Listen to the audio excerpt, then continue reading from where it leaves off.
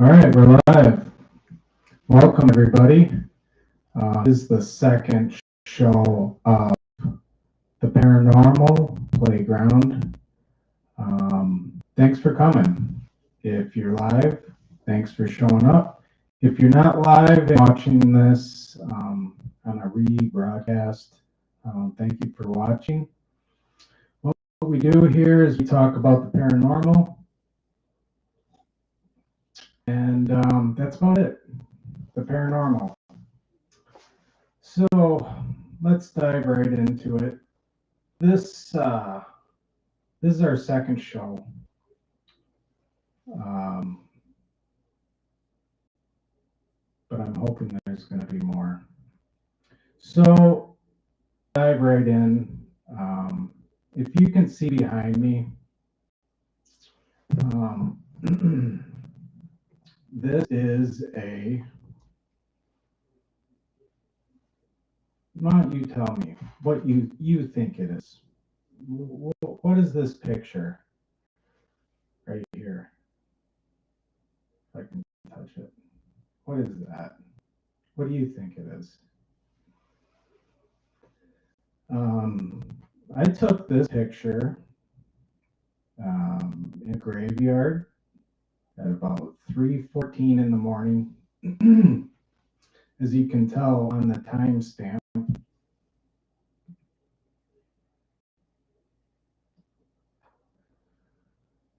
and it's the picture alone has caused a lot of controversy.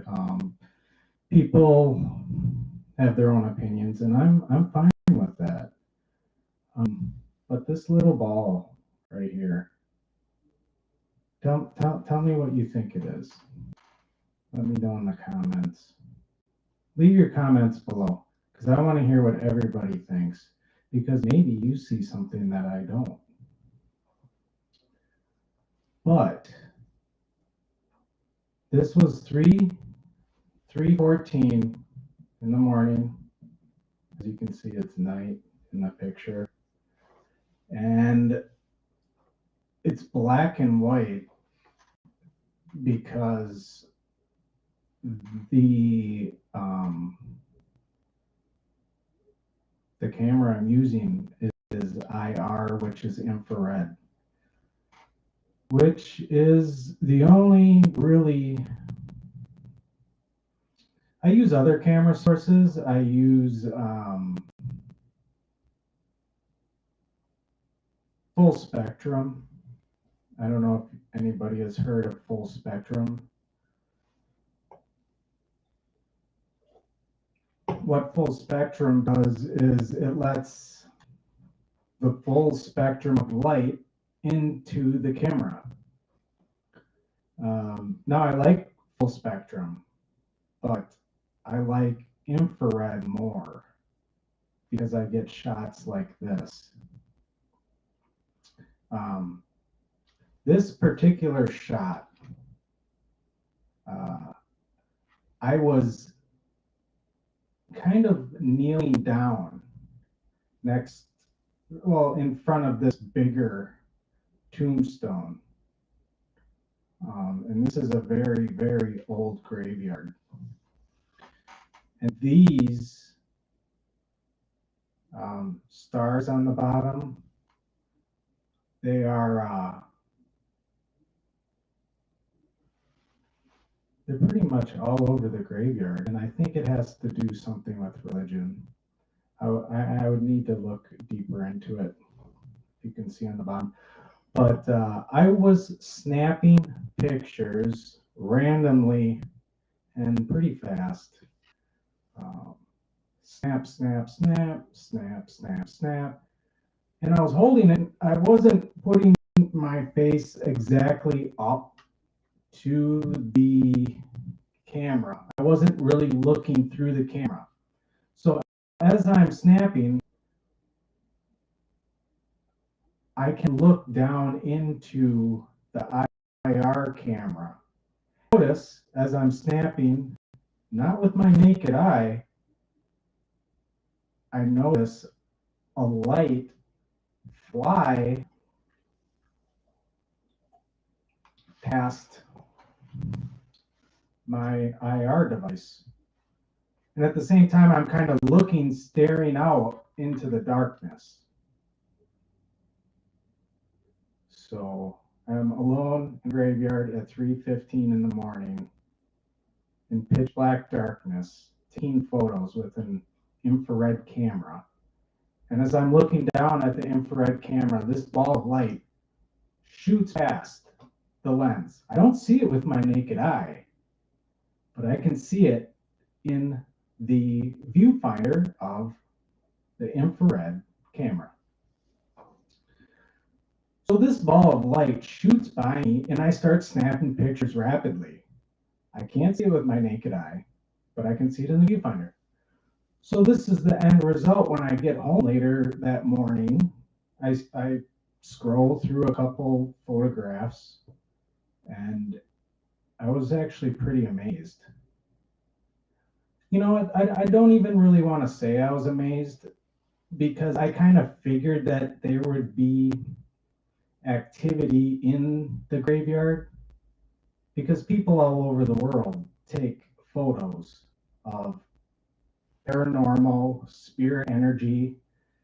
I don't like using the O word, but I'm going to use it. Orbs. It's an orb. It's round. The only reason why they call them orbs is because they're round. So, by chance, this thing was moving so quickly. I'm lucky I got the photo to begin with, but it's light. It's a fast-moving ball of light that flew past the lens, and I snapped a photo of it. I couldn't see it with my naked eye. I was holding the IR camera away from me, but I saw it flutter past the screen, and I snapped a couple quick pictures. And what you see behind me is the end result. So, why was I there at 3 o'clock in the morning? I'll tell you why. Because the psychic hours where the most activity will occur is from 9 o'clock at night to 6 o'clock in the morning, and peak hours being at 3 a.m. in the morning. And there's a lot of reasons why 3 o'clock is peak hour. Getting into religion, Jesus died at 3 o'clock in the afternoon on the cross. So the devil, or whatever you want to call Lucifer, is most active at 3 a.m. in the evening, in the morning, whatever you want to call it, nighttime, darkness. So if you didn't watch my last video, my name's Cameron. I run sweeps out of Wisconsin. I'm a paranormal investigator. I've done it since I was a kid. I actually forgot about it.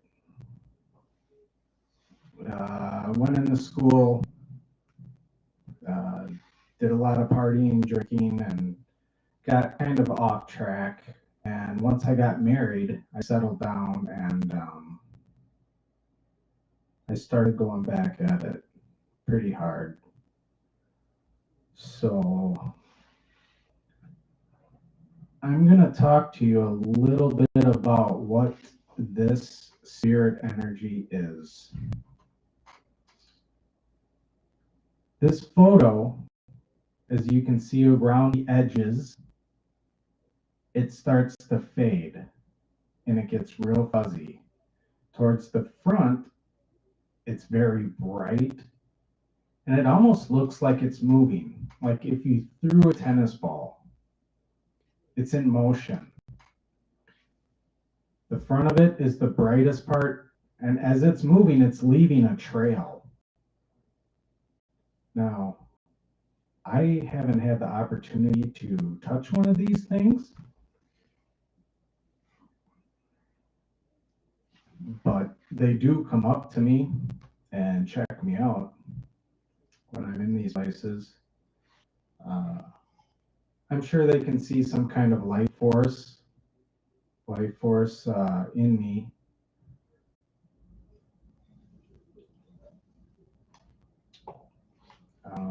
But they're quick to catch an actual photo. This is what's known as a psychic photograph. The naked eye can't see it. And to be honest, maybe a regular camera might be able to see it. I don't know. But for whatever reason, this energy shows up crystal clear on infrared. Don't ask me why. I really don't know why it shows up on infrared.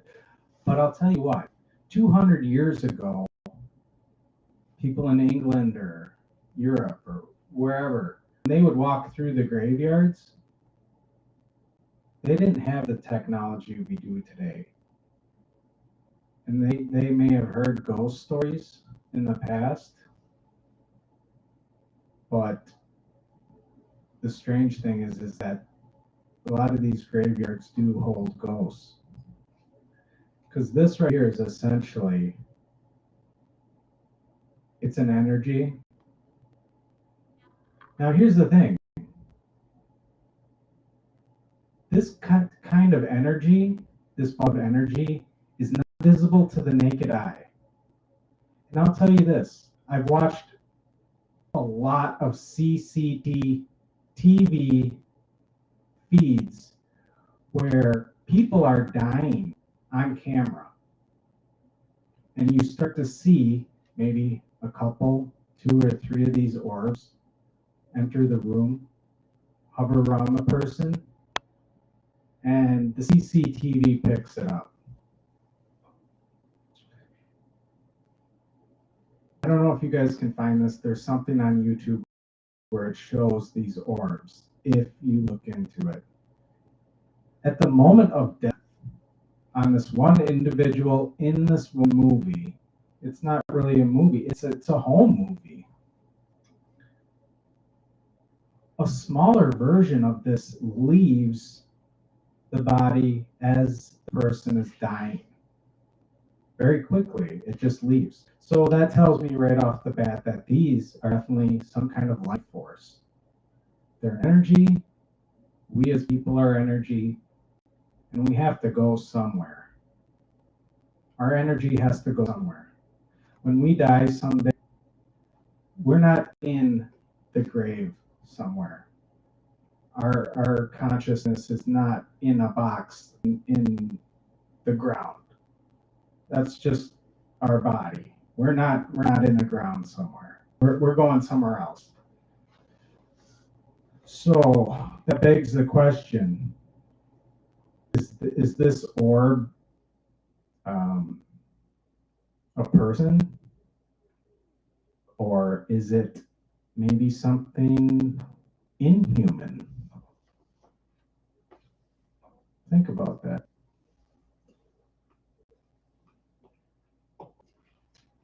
And people ask me, well, what did you do to get this picture? Why are you doing this? What is it? And honestly, I have to tell them, I don't 100% know if it's human or not. I'm not deep enough in my research to tell you if it is human. But I will say this. I have these energy balls. I'm not even going to call them orbs anymore, because the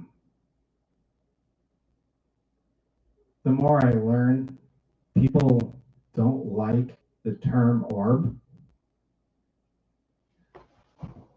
I don't know if it's outdated. I don't know if people just don't believe in them. And that's okay, because maybe a lot of the videos out there and a lot of the photos aren't real. Maybe it is backscatter,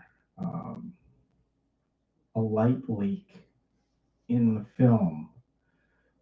There's a myriad of reasons that could cause um,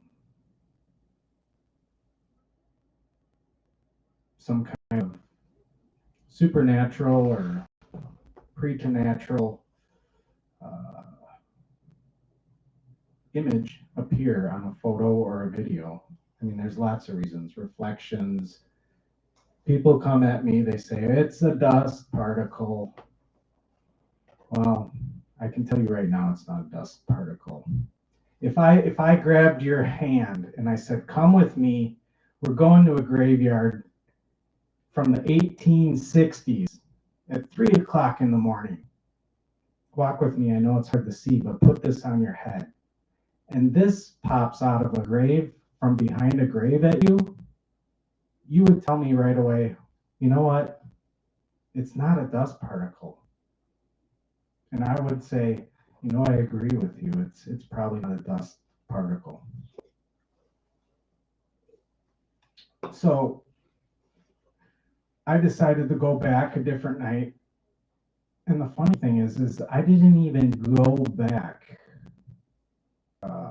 that late. I think the next time I went back to this particular graveyard, I think was maybe at like 1 o'clock, 1:30 in the morning. And I just let my camera go crazy. I just ran film. I just ran it infrared. I walked around and I kind of held it away from me. And I could see the balls of light flying past the viewfinder in the infrared camera I was using. And you're really not supposed to do this, but I talked to these orbs or life forces or balls of energy. I talked to them, and it seemed the more I talked to them, the more they wanted to show off. I started to recognize who's who in the graveyard. The picture you see here, his name's Fluffy. He's very slow. He kind of floats around. He's like an ordinary day. Oh, I see you. There you are. Going over here. The other guy, I call him Slimer. He's another orb. And you know what? I might even play the video. It's a collection of these orbs in motion. You know, a lot of people like to say they're bugs or dust or something, but I must have made friends with some very precocious bugs because the same ones keep coming back and I recognize them and talk to them. So I don't know if it's Jiminy Cricket that wants to fly around the graveyard at 2 o'clock in the morning, but they see me and they know me. And when I go there, they actually dance. They dance around for me, and it's actually kind of pretty. Now here, before I show a video, I'm going to try to show you guys a video of a collection of these orbs dancing around. Because I got video. I not only have infrared cameras, I have video cameras. Like I said, a bunch of different full spectrum cameras. This is what I do. I know, right? Get life, right? Why are you wandering around in the graveyard at 3 o'clock in the morning? Maybe I do need a life. But finding things like this are a little bit more interesting than going to play darts or drink beer and go bowling to me. And there's nothing wrong with that, believe me. When I did drink at one time, I used to spend my life in the bars. But now I spend my life doing things like this, creeping around graveyards. Sounds fun, right? Maybe you can come with me next time. So before I play this video, I will tell you about this other orb quickly. I call him Slimer because he doesn't move like Fluffy. He flies around this graveyard erratically. And you'll see him on the video too.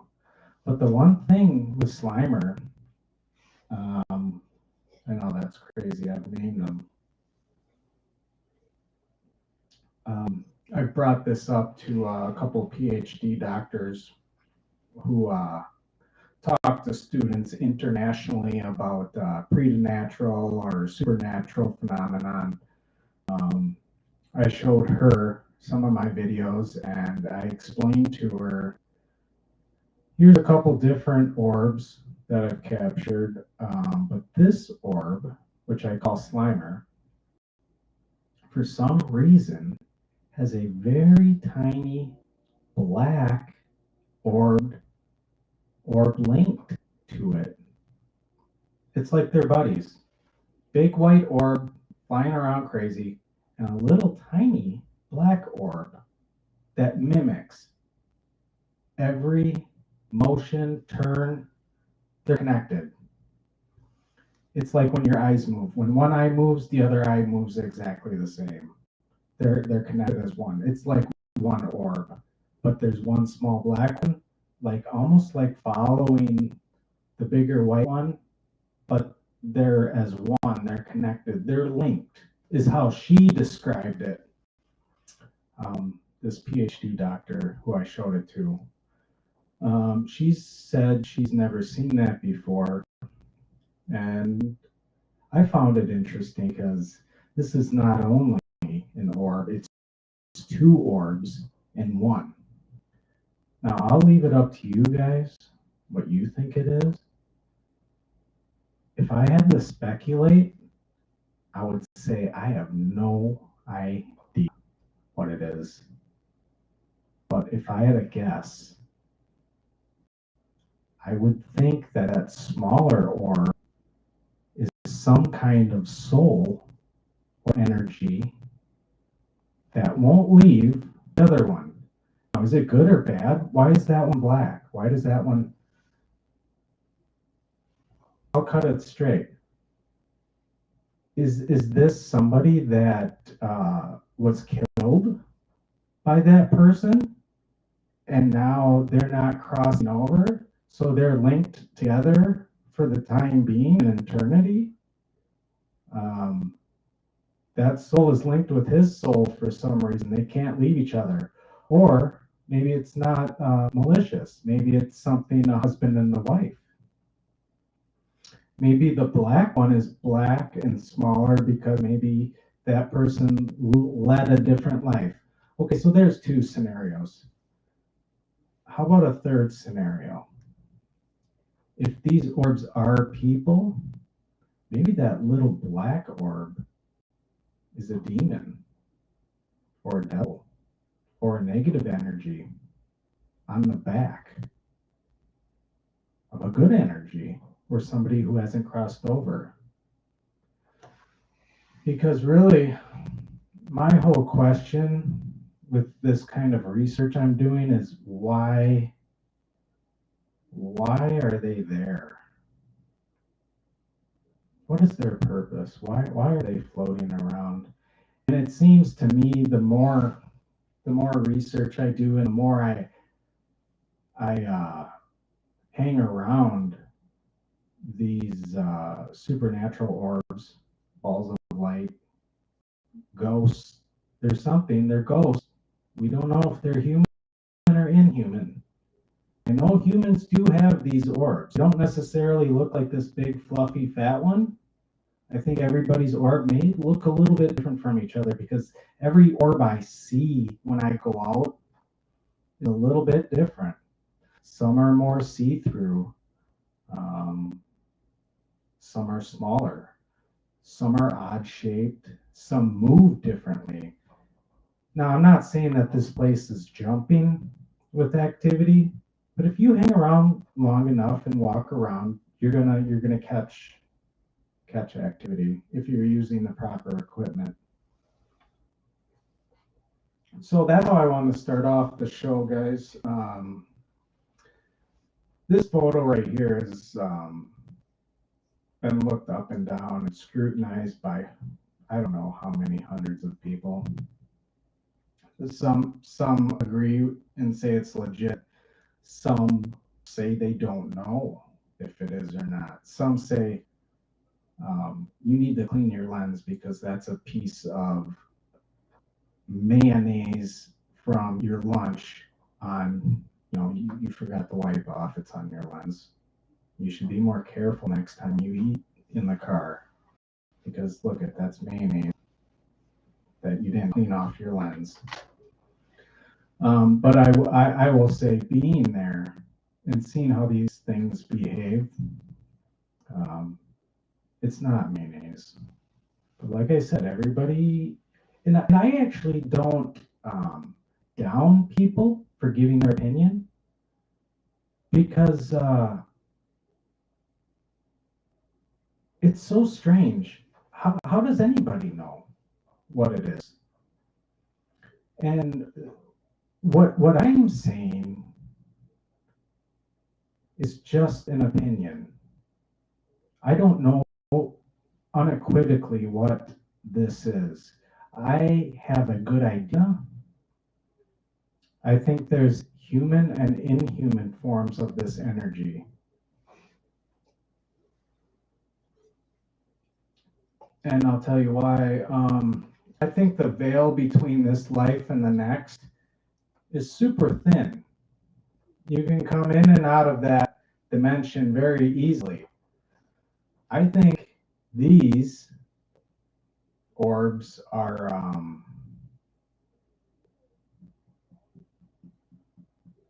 they're either coming or going or they never left at all. But it's the veil is paper thin between this life and the other dimension. We don't know where this came. So what I'm going to do now is I'm going to play the video I took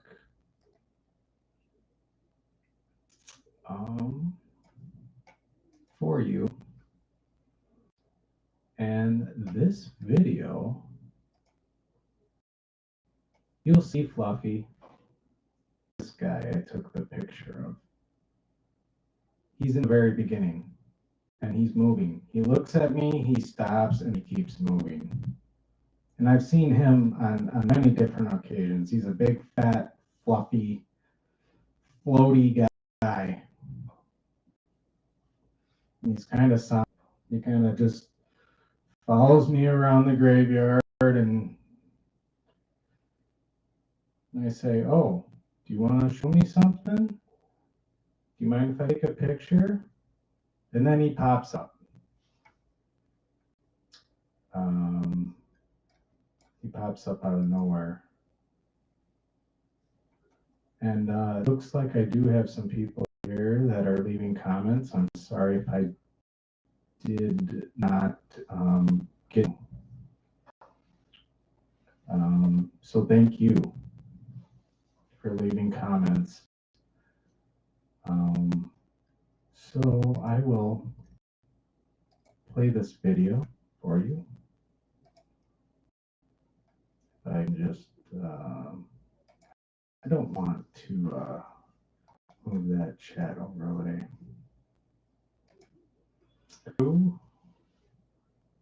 What I'll do is if I can get this. How do I move this out of here? You gotta be kidding me. Okay. Private chat. No, I don't want to do that.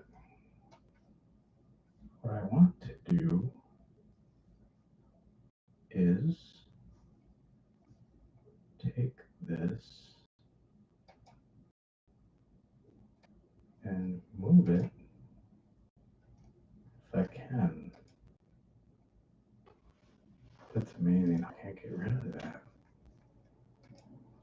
Hang with me, guys. I'm almost done here. That's not going to help. Okay, just, how do I close? Wow.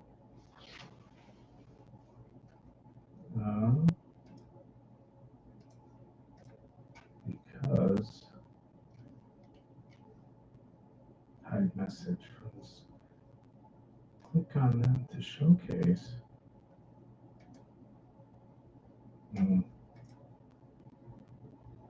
Okay. So, well, I'll tell you at least about what we're going to talk about next, so I don't leave everybody hanging here. Next, we're going to talk about objects like the doll Annabelle that can have attachments.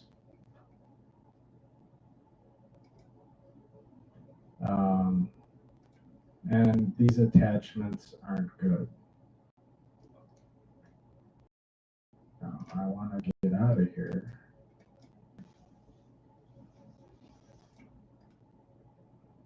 Okay. So that's that. I'm using a new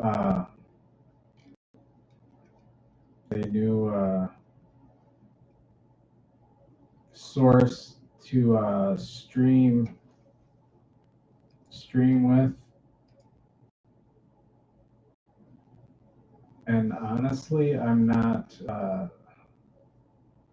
fully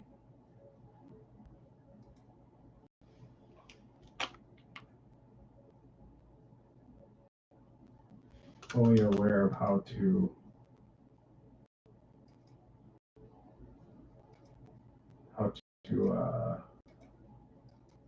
get some of these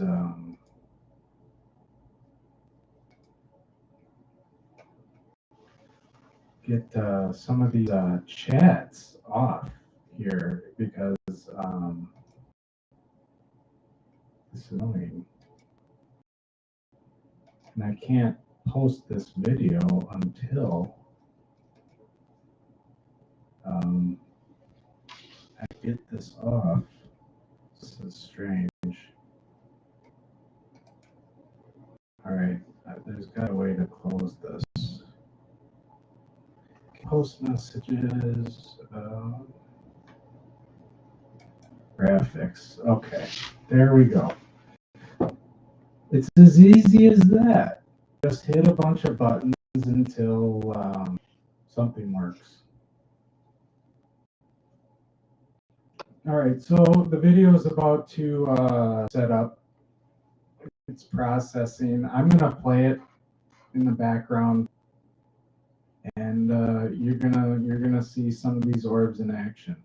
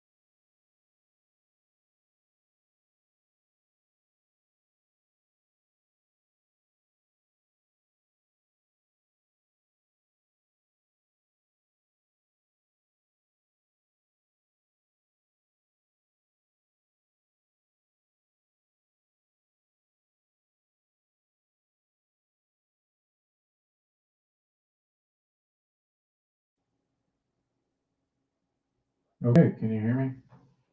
That was the clip, and all that is hours of footage compiled into about a 45-second clip.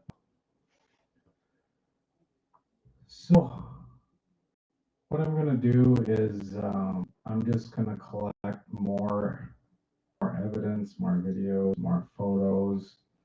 Eventually, I would like to compare what I find in the graveyards to maybe what I find in somebody's house who's experiencing problems, knocking, banging, rapping, things moving, smashing, fires getting started out of nowhere. That's what you're dealing with when you're dealing with poltergeists and haunted houses.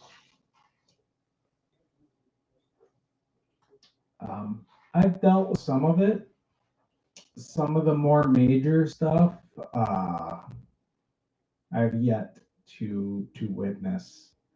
Like I've never seen a TV pick up and fly across the room, but I have seen clothes move on their own. Um, God, what other stuff have I seen? I've heard people walking upstairs for a good 3 or 4 minutes when there's nobody home except me. I wish I had a camera or some kind of recording device, but some of this phenomenon is very creepy because you can definitely hear footsteps.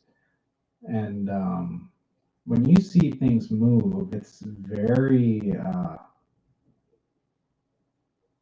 sporadic. It's not natural when things move on their own, and it's basically it's a spiritual energy moving things. So poltergeist is probably another topic we're going to cover. I'm going to try to do more live streams like this. I'll be honest with you, not that many people show up, but some people do. I mean, live streaming is hard. I mean, you have to have, I know major people who can only get 300-400 people to jump on a live stream. People have lives, but you guys can watch this later. If you want to learn or get scared or spooked or whatever we happen to be talking about that week. We're doing them once a week now on Thursdays, but I'm hoping to do these. I'll tell you what, it's going to be a very busy year. If we're doing more than once a week, we're going to post them. And if people start showing up, leave your questions. I'll try to answer them. Moving on to the second part of, so that's kind of what I do partly. I research and study these balls of light, orbs, ghosts. They're essentially ghosts. And I understand what you're thinking. This guy doesn't know what he's talking about. This is a bug, it's backscatter, it's a light leak in the film. Believe me, I diagnose all that stuff all the time. I am constantly debunking my own videos, going through, doing technical analysis, recreating the same scenes, and I can tell what's real and what's not. I read up on this stuff. I know what moisture droplets on the lens look like. I know what dust particles look like. If you would have seen me for the past year or two, my wife walks in on me. I'm on the floor on my hands and knees, hitting the carpet because I need dust particles to come up so I know what the hell they look like. She thought I lost my mind. Or maybe I dropped a diamond out of one of my rings or something. But she thought I lost my mind. But I had to know how dust looked on multiple different cameras, multiple different pictures. I had to know what live footage looked like. I had to go numerous places outside. That's how I know when I come with stuff like this, guys, and you see this picture in the back here, um, you're going to see a lot more, and it is real. Um, you're something. You're an energy, and I hope you're using your energy for good and not bad, because you can see how when people use their energy for bad, what's going on in the world right now. There's a lot of turmoil and a lot of sorrow and suffering and pain going on in the world right now, and it's hard to watch. And that's caused by a person's energy too. And I hope you guys are all using your energy for good, because it makes the world turn. If somebody bad does something, you have to come and do something good to even it out. And always be positive. This millennium is going to answer a lot of questions on the existence of life and what life after death is like. It's gonna unlock a lot of questions concerning the supernatural and life after death. We're gonna see a lot of stuff come out.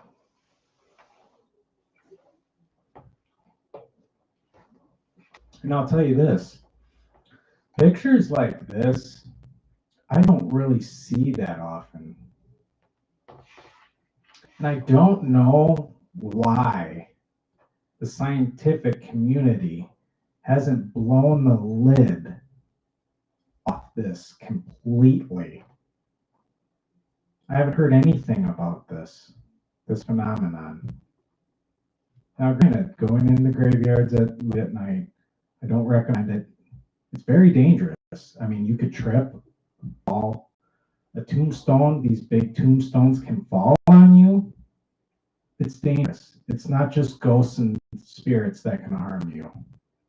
I mean, going into these graveyards, please do not go alone. I recommend don't go at night. Go during the day when you can see where you're walking and what you're doing. So I don't recommend doing this stuff. If you are interested in the paranormal, start small. Maybe just get to know photos, study photos. If you want to take some photographs, compare your photos with one camera to another. You don't have to jump right into in the old sanatoriums and graveyards and stuff, because it's very dangerous, and I don't really recommend it. Watch guys like me that do it and get your kicks that way. Have me out there in the mud doing all the heavy lifting while you sit at home with a hot chocolate or something and watch these pictures and videos that I put out. So right now we're going to transition to, let's see here, what are we transitioning to? What do you guys want to talk about? Boggle? You guys like the game Boggle? Do we have any gamers? Or what about Chutes and Ladders? That was always a fun game. No, we're going to transition to Annabelle. We're going to talk about her.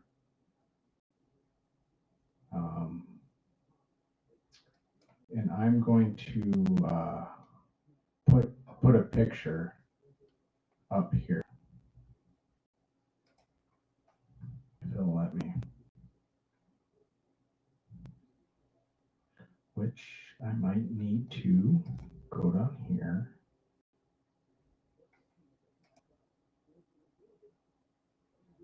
And we're going to talk about Annabelle.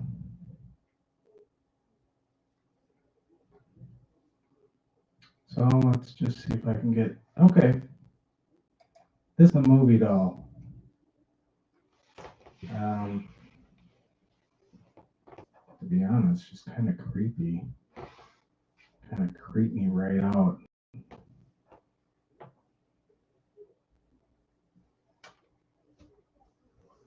What do you guys think? Is she creepy? Or is this like a doll that you'd want to put in your... This is the screen used Annabelle doll from the movies. I think there's been at least 3, maybe 4 Hollywood productions about Annabelle. And, I do think they did a pretty good job with this doll. Crazy, crazy eyes, and she kind of stares at you. It's a creepy doll. But the movies are based on this doll. So what I want to show you is the real Annabelle. And I'm going to put the real doll up.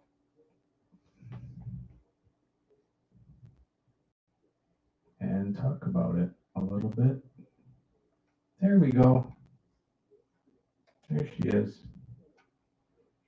She's in a glass case for good reason. I had some people tell me, you're going to talk about a doll. You are out of your mind. You are not a real paranormal investigator. Are you nuts? A doll? Give me a break. Well, I'm here to tell you that yes, I am a paranormal investigator, and yes, this doll at one time was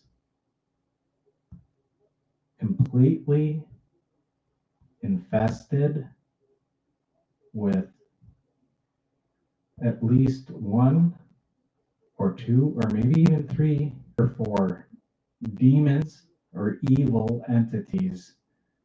And I'll tell you why it's true, why this story is true.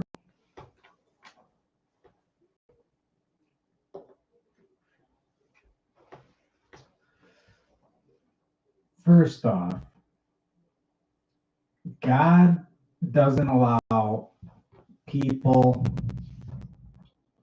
to enter into things like dolls or clocks, or it's against God. So God is not going to allow something like this doll to become animated and harass people and walk around on its own. And evil, on the other hand, they can do really whatever they want. A lot of the times, haunted homes are overrun by a demon or multiple demons or spirits. Maybe some are people, maybe some are not people. I always like to distinguish spirits or entities between human and inhuman. That's a good way. I categorize human as just humans, and inhuman is everything under the sun because they're not human. So whatever was possessing this doll, the story goes, 2 nurses basically had some very strange things happen in their apartment. The doll was given one of the nurses by her mother as a child's toy, something she could hug, go to bed with,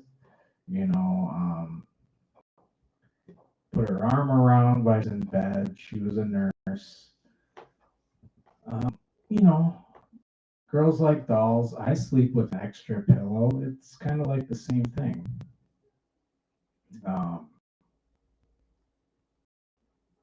Where the mom got it is really the big question. Where was it before the mom picked it up? I think the mom must have got it in some kind of flea market. But going back to what I was saying, evil can attach itself to God, anything. Like take this. This is a candle. It's a Native American candle. If evil wanted to invade that candle and send off vibes, that candle could become possessed. It could float around. It could cause a myriad of things to happen. Possessed objects or infested objects are infested by nothing other than evil. So like I mentioned earlier, God does not let objects or dolls or anything like that become animated or alive, or you can't infuse goodness, God's goodness, into an object like a doll or a candle or a clock or anything. But evil can and does. They do it quite often. Now, to my knowledge, this evil can come in to an object and come out of an object. It doesn't, it's there 24/7. But this particular doll is always in a case because you don't know if it's there or not, or if it's drawn to this doll at the right moment. This doll can wreak havoc, and it's responsible for people dying. I mean, this doll is responsible for people dying, crashing their vehicles, ending up in the hospital. This doll has put slash marks on people. This doll invades your dreams. And it's really not the doll itself. The doll is just cloth. But whatever evil entered into the doll, see, evil can enter into a home where you have poltergeist activity. Evil can enter into a person where you have oppression, obsession, and then finally possession. So that's entering into a person or a doll. Evil can go into a doll or a home. They can basically go into anything. So that's why when I talk about things like Annabelle the cursed doll or things like that, people like to laugh about it, but it's really no laughing matter. These objects can become infused with evil, and they can become animated. They can stand up and walk. I'm pretty sure you all know who Lorraine is. She was the best of the best. Passed away recently, a few years back. Her and Ed, her husband, were called in to this case, the Annabelle doll. The nurses called them in for instructions on what to do because the doll started to go haywire.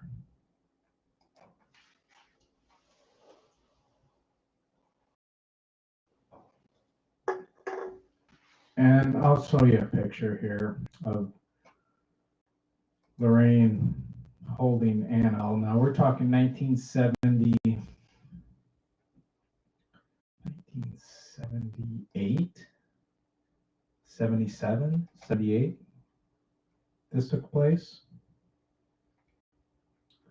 So the story goes, the mom gave the doll to one of her daughters, and the doll started to change things like parchment paper with notes written in crayons around the apartment. Well, there was no parchment paper or crayons in the apartment. So that struck them as odd. Now I'll try to back away here. That's hard to tell right there, but that's Lorraine holding the doll back in 77 or so. That's her. They had to take the doll from the home. Lorraine mentioned one time she went to the apartment and opened up the door, and the doll was just standing there looking at her. Now, you know doll's legs, if they're cloth and probably cut. There's no way that doll could have stood up, but she opened up the door and the thing was standing on both feet. I would move from room to room, or just they would set it in a certain position.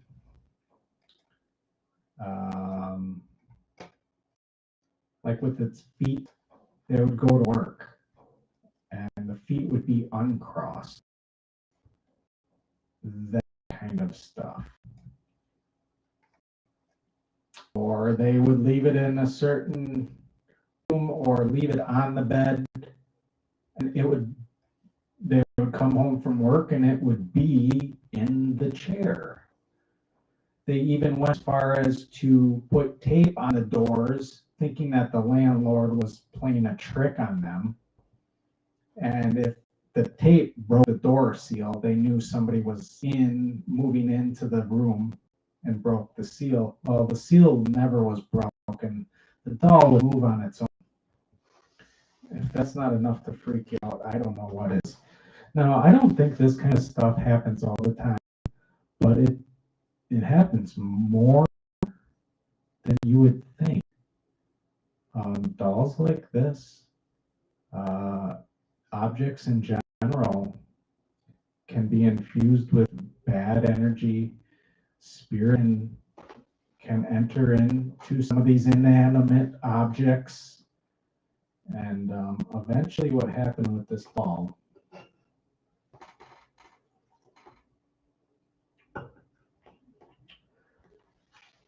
the boyfriend of one of the nurses was sleeping on the couch, and the doll was on the other couch across the room, and he fell asleep like most people do. I'm sure you've done before. You just can nap on the couch quick. And in the dream he had, the doll was crawling up his leg and crawling up to his neck, and the doll was trying to choke him and basically kill him. So the boyfriend woke up and yelled to his girlfriend, "That doll just tried to kill me in my dream." She said, "John, cut it. You're being melodramatic." He said, "No, I just had a dream. The thing crawled up my leg and tried to choke me." So he walks over to the doll and he grabs the doll. And he said, "This doll could never hurt me. And it's just a piece of cloth." And he threw it across the room. He was freaked out. He didn't like it. And immediately 7 slash marks appeared on the boyfriend's chest.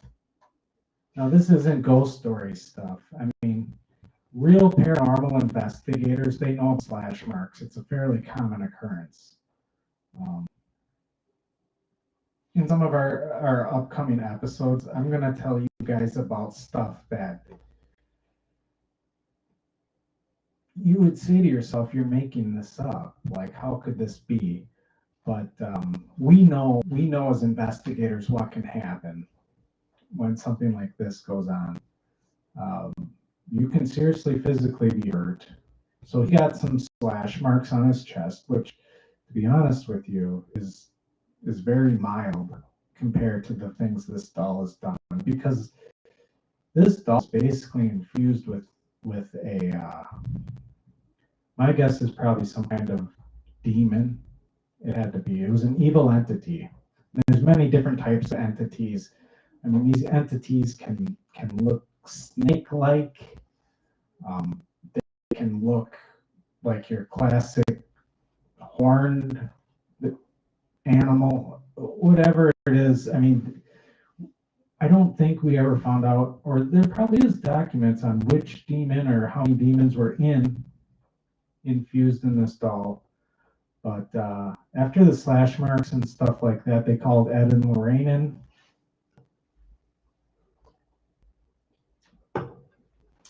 And they called Ed and Lorraine in is because they had a psychic or a medium come in. And first they asked the medium, what's going on with this doll? It's moving around the apartment. We're not touching it. She said, oh, that's Annabelle. She was hit by a car outside of this apartment many years ago. And the spirit of Annabelle wants to go into the doll and is creating the doll to be animated, and it's Annabelle, the little girl. Well, I think Annabelle was hit by a car outside of the apartment, and I think she did die. But like I said earlier, God doesn't allow a little girl to enter into a doll. Demons and evil entities do. God won't allow that. So they thought, oh, it's Annabelle. Let's eat breakfast with it. Maybe put some bracelets on her. Treat her like a doll.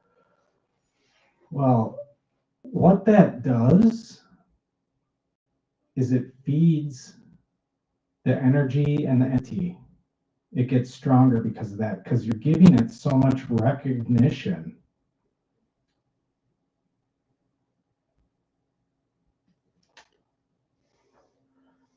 That's the one, sorry guys, if I vape on the side here. But as soon as you give recognition to anything that's not good, especially like a possessed, haunted doll, you're feeding into the energy, and it's gonna become stronger. So eventually, I mean, Lorraine came in and said, "Look, Ed and Lorraine were experts." They said, "You're not dealing with Annabelle. It's not possible that there's a little girl inside the doll. Her soul is not inside the doll. That's not how this stuff works. How it does work is how, like, a chain with a cross or a metal can be blessed and and sprinkled with holy water and prayed over. That becomes a sacramental, and it becomes, well, the opposite is true. Something can be used as a tool for black magic.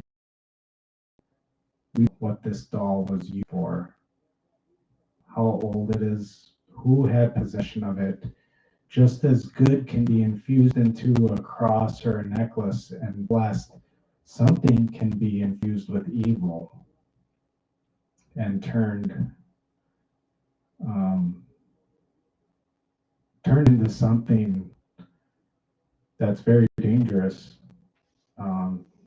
Black magic can be performed over objects, even people, but whatever happened to this doll had already some kind of attachment. And I think what happened is the nurses stirred it up. They gave it a lot of, the nurses kind of played right into it, and eventually it got strong enough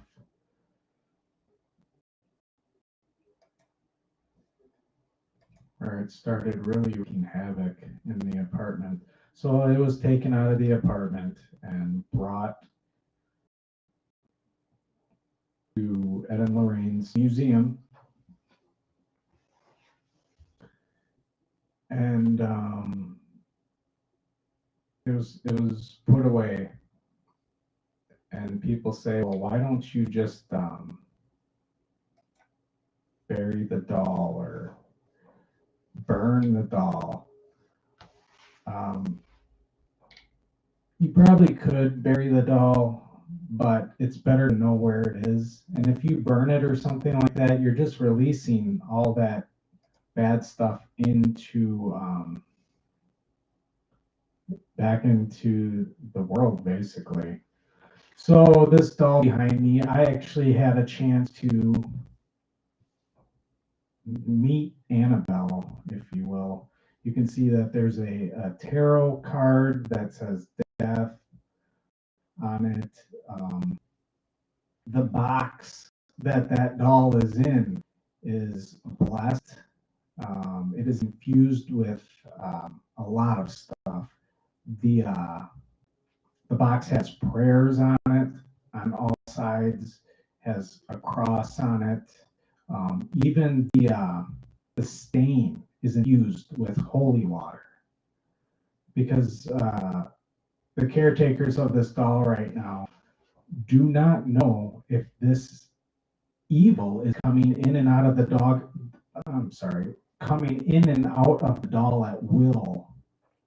So they keep it in a glass box, and until I figure out how to post better photos, we're getting new equipment shortly, and I'm going to go about this differently, but this shows the box and the doll, and I'm standing in front of it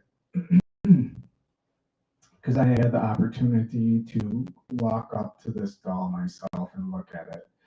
Now, here is what I wanted about this doll. A lot of people say, are you crazy? Dolls can't have anything negative or supernatural to them. Well, I will say this. I met Annabelle in person, as you can see from the picture here. I'm standing in front of her box. Lorraine Warren would say, you don't want to give much recognition to these. I actually call them creatures, because they're really not just inanimate objects. They're more alive than not. You don't even want to look at it in the eyes. And I heard her say that a couple times. Don't even stare at it in the eyes, because now you're in your aura in with the aura of this dangerous doll. We know if that evil is still in the doll. It could be dormant. It could be waiting for somebody that brings the right energy along, and like a catalyst, reignites the doll into becoming a problem again, animated, standing up on its own, causing problems, death. This doll is responsible for people dying, as I mentioned before. But yeah, Lorraine would say, don't even look at the doll in the eyes, because it's just not a good idea. The doll, there may not be anything in it now. That evil can come and go as it pleases. It doesn't have to listen to any of us.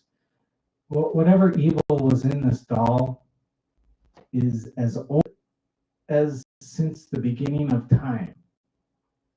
They are there. This evil is smart. They don't go by a clock. There's no noon. There's no days. They're just timeless old entities and demons.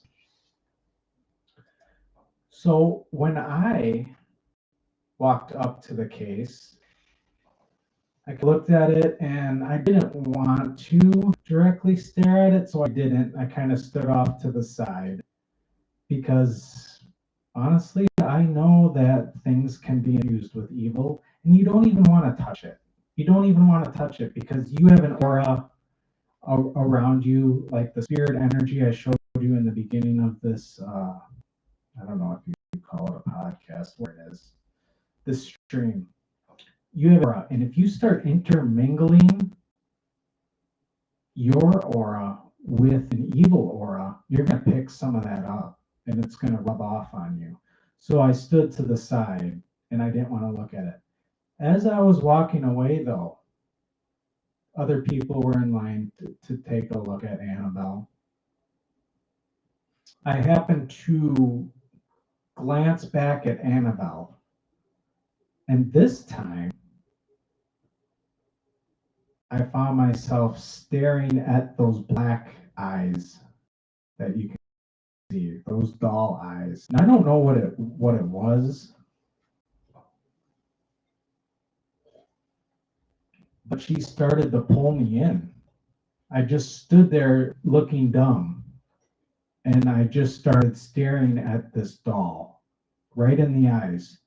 And I didn't really want to look away. It was actually comforting, and I felt very relaxed, and I wanted to keep staring at it to see what kind of vibes, and almost like it was calling me to look closer, keep looking at me. And I had to break away my gaze at this doll. I thought enough is enough. I don't want to just sit there and stare at this doll. Who knows what it's be putting in my mind? They can transfer things through your third eye or mind's eye. So I stopped staring at it, basically, and I walked away and didn't look back and look at some other stuff that was at the exhibit. And later on in the evening, I was back in my hotel room, and my wife said to me, she was with me, she said, well, geez, what did you think of that Annabelle doll? I said, well, I buy it, it's very interesting. And I said, I don't know, I couldn't stop staring at it. And she said to me, you too? I said, what do you mean? She said, well, I started looking in Annabelle's eyes, and I couldn't stop. I couldn't turn away. I said, are you serious? I said, the same exact thing happened to me. I got transfixed on this doll's eyes, and I couldn't look away. So now I'm thinking, okay, it was me. She got transfixed on this doll. Maybe it's just the lore of the doll. We don't know if there's still evil in this doll, but it can come and go as it pleases. And it's a little eerie that we both kind of got drawn in to this doll, kind of like in this wandering maze. I don't know what you'd call it. It's kind of almost like being hypnotized by this doll. It was spooky, eerie, I don't know what you want to call it, but it gave you a sense of, this isn't like your Toys R Us average Raggedy Ann doll. Something happened with this doll. There's some kind of odd to it. I mean, it caught both of our attention, and drew us in.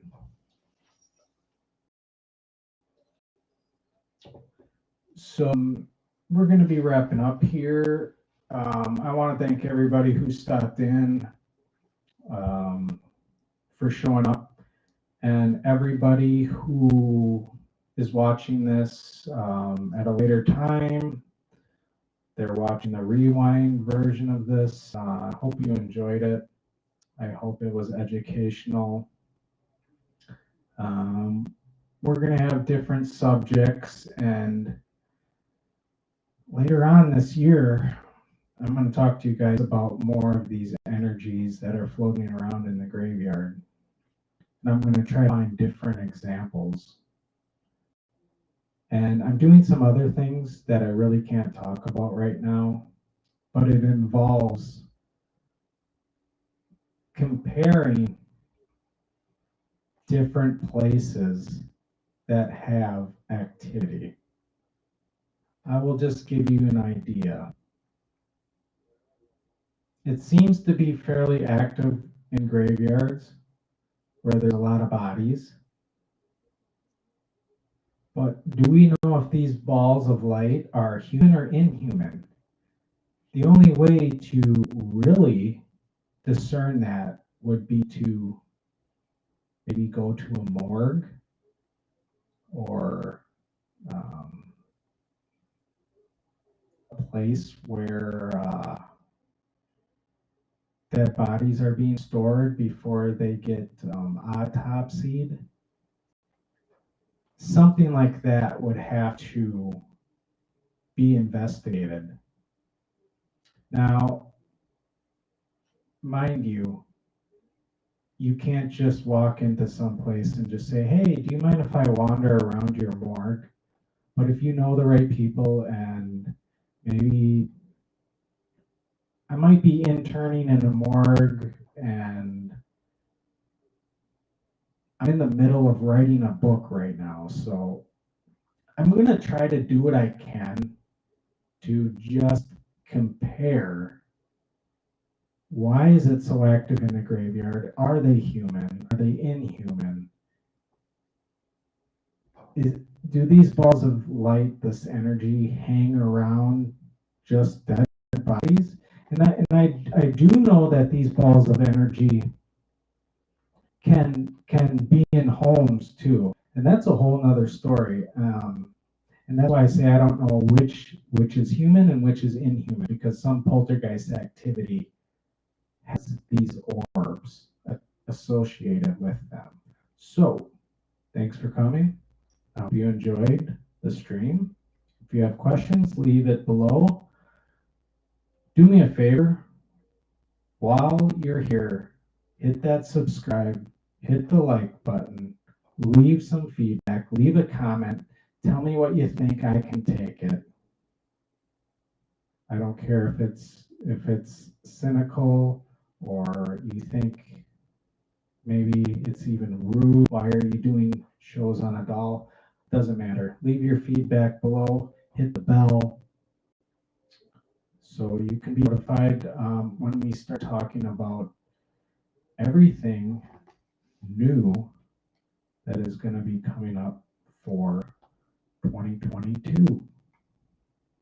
We're going to have new evidence, new video, new equipment, new everything. Everybody take care, and we'll see you on the next episode. Good night.